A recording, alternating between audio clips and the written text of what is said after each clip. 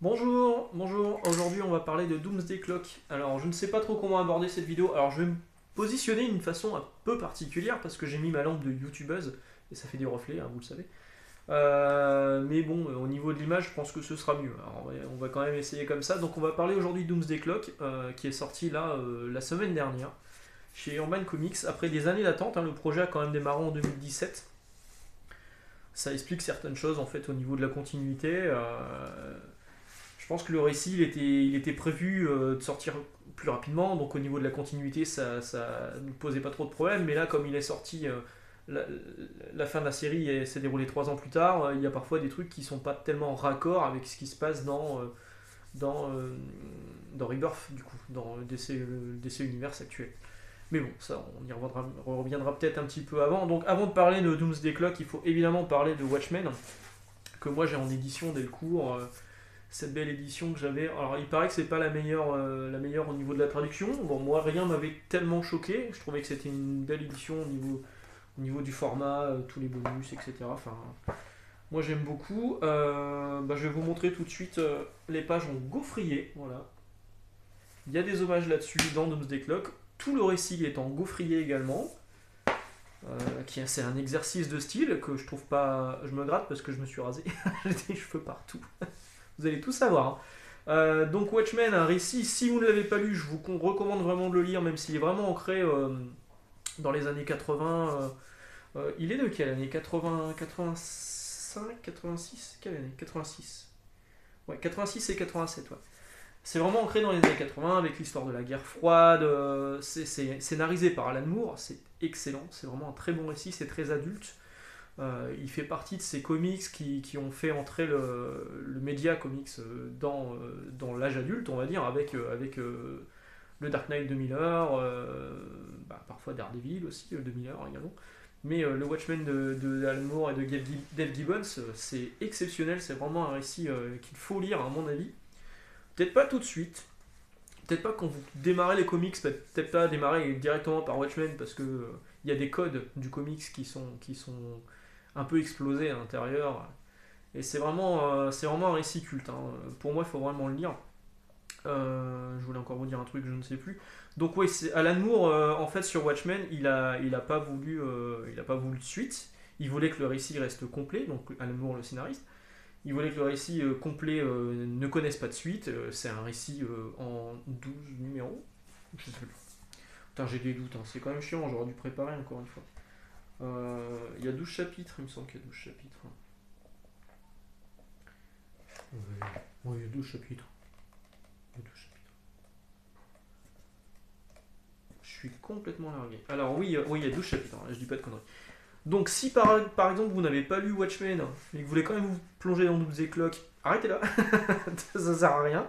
Parce que vraiment Doomsday Clock c'est une suite, même si Alan Moore en voulait pas. Alan Moore ne voulait pas non plus qu'il y ait une adaptation en film qui a été faite par Zack Snyder, que je trouve franchement pas mal. La fin a été changée. C'est pas si vous avez lu Watchmen, vous savez qu'à la fin il y a une espèce de gros extraterrestre chelou. Dans le film vous le verrez pas, la fin est différente, mais c'est la seule différence. Au niveau des plans, au niveau de l'image, enfin moi le film je le trouve vraiment très bon. Je trouve que Zack Snyder a fait vraiment un bon boulot. Alan Moore, bon, renie le film, il veut pas en entendre parler. Il veut pas non plus entendre parler de la série. Alors moi la série, j'ai pas aimé. La série se veut une suite du Watchmen d'Alan Moore. Moi j'ai pas aimé, j'ai pas accroché. Je sais que beaucoup de gens ont aimé. En guise de suite, je préfère lire un Doomsday Clock par exemple. Je trouve que c'est une meilleure suite Doomsday Clock que la série Watchmen. Voilà. Donc Watchmen à lire. Il y a eu ensuite, quelques années plus tard, Before Watchmen. Donc comme le nom l'explique, en fait c'est plusieurs mini-séries qui se passent avant Watchmen. Donc moi j'ai les versions qui étaient sorties en kiosque. Maintenant il y a une version, je crois que c'est deux intégrales qui existent chez Urban Comics.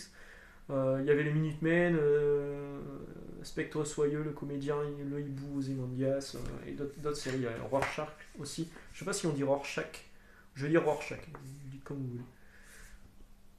Voilà. Alors Before Watchmen tient plus du viol de Watchmen que Doomsday Clock. Doomsday Clock, en fait, je le vois plus comme un hommage à Watchmen, une suite qui reprend les codes de Watchmen, de ce qu'a voulu Alan Moore, alors que Before Watchmen, c'est pas du tout pareil. Alors il y a certaines séries qui sont bonnes, hein. Ozymandias c'était pas mal. Au niveau des dessins, on a quand même pas du dégueulasse. On a du Kubert, on a du Jaili, du Bermero, il me semble. Du Rizzo aussi là. Voilà. Donc en kiosque, il y avait eu 7 numéros.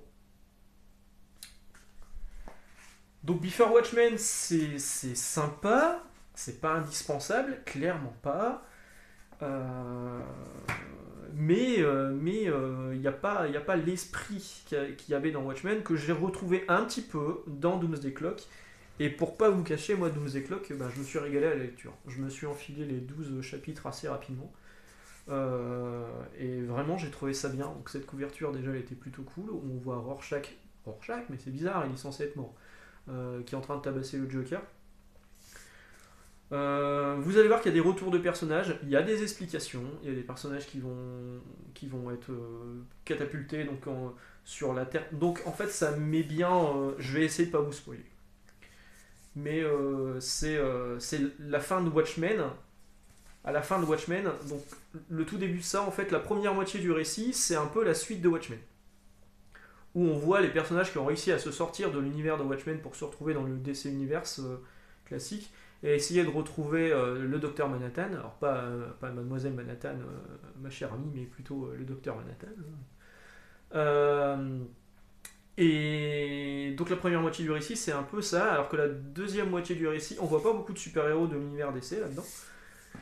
Dans la deuxième moitié du récit, là par contre, les super-héros DC Comics classiques arrivent, il y a une grosse confrontation, et Superman est vraiment au centre de l'histoire du coup. Parce qu'on va voir que le docteur Manhattan il fait une fixette sur Superman et on sait que le docteur Manhattan voyage dans le temps en fait, il est un peu présent dans toutes les époques en même temps. Il va faire des tests, il va essayer de changer des trucs et ça va expliquer du coup l'univers New 52, ça va expliquer le Superman New 52. Si vous cherchiez des explications sur New 52 et l'univers Rebirth, vous les aurez là-dedans. Je vous ai pas dit, hein, mais c'est Geoff Johns, donc c'est quand même pas dégueulasse au niveau du scénario, et Gary Frank. Et Gary Frank, pareil, c'est impeccable au niveau du dessin.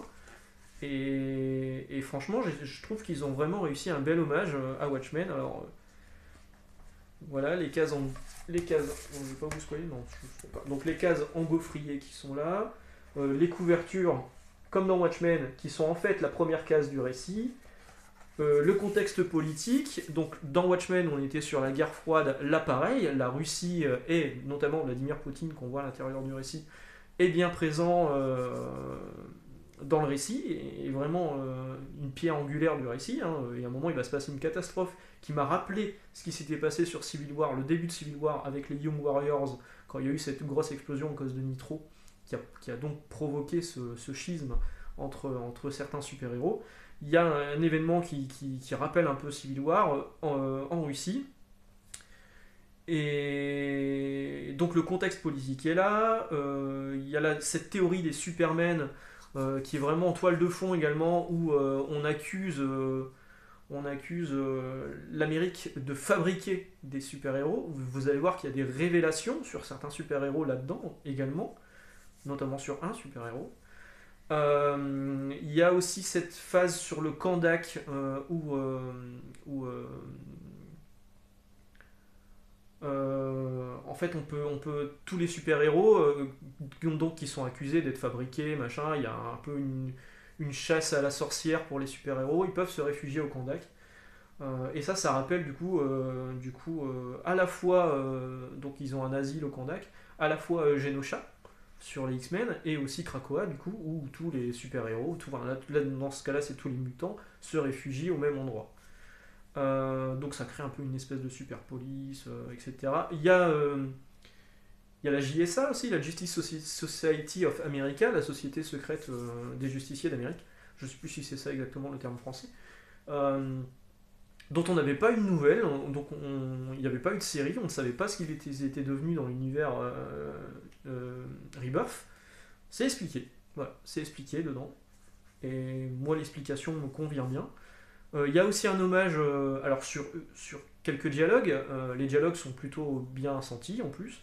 Il y a un hommage à Killing Joke que je viens d'offrir à un ami, je sais qu'il va se régaler. Killing Joke du même Alan Moore que Watchmen, notamment sur donc Batman en fait il est capturé à un moment, il y a le Joker qui est là et le Joker il dit qu'est-ce qu'on fait, on ferait pas quelques petites photos, voilà. Moi ça m'a fait penser à Killing Joke avec les photos de Batgirl, de Barbara Gordon. Voilà, donc que vous dire de plus, moi j'ai vraiment trouvé que c'était un bon récit. Je peux comprendre que ça fasse chier en fait que ce soit une suite de Watchmen, mais on peut pas se le cacher, c'est une suite de Watchmen. Est-ce qu'il faut le lire pour tout comprendre New 52 et si vous êtes un intégriste de la chose, vous voulez tout savoir, les tenants, les aboutissants de ce qui s'est passé entre New 52 et Rebirth, oui, il faut le lire. Parce qu'effectivement, il y avait le one-shot, là, DC Universe River, j'aurais dû le sortir, hein, je l'ai en kiosque, où on voyait une main bleutée en couverture. Bon, c'est évidemment la main de Dr Manhattan, on sent qu'en fait il tire les ficelles depuis un petit moment, et tout est expliqué là. Il y a d'ailleurs, voilà, cette scène que vous avez là, bah, c'est la voiture de Action Comics numéro 1, je crois que c'est Action Comics numéro 1, où Superman, c'est la même voiture que Superman soulève en fait sur cette couverture. Donc il y a plein de clins d'œil comme ça. Il y a ces histoires de photos, la photo de Dr Manhattan que Lex Luthor retrouve en faisant des fouilles à diverses époques. Enfin, vraiment, tous les personnages sont bien utilisés, c'est vraiment bien raconté. Moi, le côté gaufrier, j'ai vraiment trouvé ça bien. Le nouveau Rorschach, je l'ai trouvé très bon également. Bien expliqué. Et les quelques petites surprises à l'intérieur, j'ai vraiment apprécié. Et en plus de ça, bah, pour rien gâcher, bah, c'est Gary Frank au dessin, quoi. Moi, Gary Frank, j'adore son travail depuis Hulk. Et voilà. Donc, oui, Doomsday Clock, je le recommanderais. Mais si vous connaissez Watchmen, si vous avez lu Watchmen, et si évidemment vous avez lu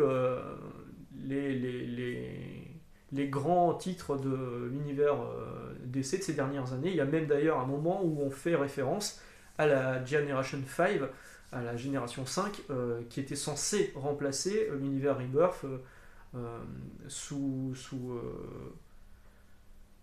la demande de Dan Didio avant qu'il soit limogé par Warner et DC Comics du coup. Mais il y a quand même une référence à la Generation 5.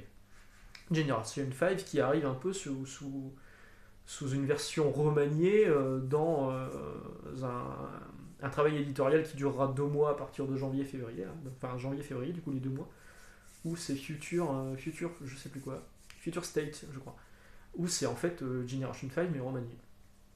Voilà, donc un bon récit. Moi, franchement, je me suis régalé. Je trouve qu'il a parfaitement sa place dans la bibliothèque à côté de Watchmen. Mais je peux comprendre que certaines personnes ne veulent pas en entendre parler. Je le comprends parfaitement. Tiens, d'ailleurs, c'est bien expliqué derrière. C'est effectivement un one-shot. Il fait quand même 450 pages. Hein. Derrière, c'est bien expliqué. Bah, voilà, les titres également disponibles autour du mystère de DC Rebirth. Voilà, c'est vraiment le mystère de DC Rebirth qui est résolu là-dedans. Watchmen. De toute façon, lisez-le, Watchmen, c'est top. Flashpoint, c'est expliqué dedans. DC Universe Rebirth, dont je vous disais le one-shot que moi j'ai en kiosque. Alors ça c'était un peu le scandale. En kiosque, il était sorti à 6€, je crois. Et après, si vous vouliez le lire en librairie, il fallait un gros intégral avec certaines séries qui n'ont même pas été publiées par la suite, tous les numéros 1, et certaines séries qui n'ont pas été publiées par Urban en France, donc vous aviez les numéros 1 et puis c'est tout, dans un gros tome à 35 balles. Franchement, ça faisait chier. Donc moi je suis content d'avoir la version kiosque. Et aussi le badge que vous avez là. Et j'aurais même rajouté, moi, l'histoire avec qui était paru dans Batman semestriel numéro 6, je crois. Je l'ai là. Je dois l'avoir là quelque part. Ouais. Entre Batman et Flash. Voilà. Voilà, donc un bon récit. Moi, je vous le recommande si vous avez lu Watchmen et si vous êtes un aficionados de l'univers DC. Mais par contre, si vous vous dites, tiens, la couverture est cool, j'ai pas lu trop de comics, ou alors je lis que du Marvel, et je vais essayer ça, non, arrêtez là tout de suite, vous allez rien capter, ça va pas vous parler, alors vous allez peut-être apprécier les beaux dessins, mais c'est tout. Il faut vraiment avoir les clés pour pouvoir comprendre toute l'histoire qu'il y a autour. Voilà. Moi j'ai vraiment apprécié, et puis si vous l'avez lu, dites-moi ce que vous en avez pensé, je pense que ça fera polémique. Je suis quand même content de l'avoir enfin entre les mains, parce que mine de rien, entre 2017 et 2020, il s'est passé quand même quelques années, 3 ans si mes calculs sont bons, et l'avoir dans les mains, j'y croyais même pas en fait. Enfin, c'est vraiment cool. Donc maintenant que j'ai terminé ça, je vais pouvoir m'attaquer à la Légion de Bendis, et je vais pouvoir m'attaquer aussi au Doom War Epilogue. On est très dans le Doom en ce moment. Donc un récit qui est très implémenté dans l'univers DC avec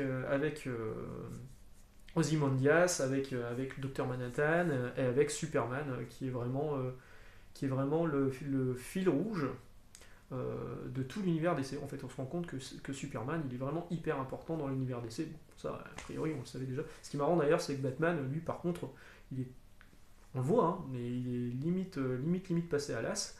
On s'en sert pas beaucoup. Et alors Wonder Woman, je crois qu'elle apparaît dans 2 cases et demie. Voilà, bah sur ce, bonne lecture, on se retrouve demain, et puis dites-moi encore une fois ce que vous en avez pensé. Ciao.